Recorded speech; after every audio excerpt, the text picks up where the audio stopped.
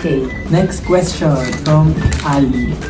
If you could change one thing about yourself, what would it be? Pwedeng try lang, pero hindi ano. Tatry ko lang mapalitan, tapos pwede ibalik. Gusto ko po na naman maging hindi medyo barubal. Normal? Yung ano? Kasi po parang perception sa akin ng tao very premium, proper po. Which is, I think, siguro naturally po na lumalabas. So gusto ko lang experience na ano kaya pag ko salbahe ako, parang Hindi na experience yan.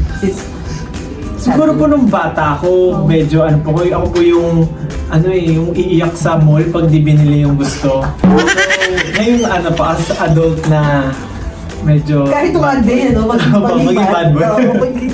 Watch the full interview of Justin De Jos in poplife.ph YouTube channel.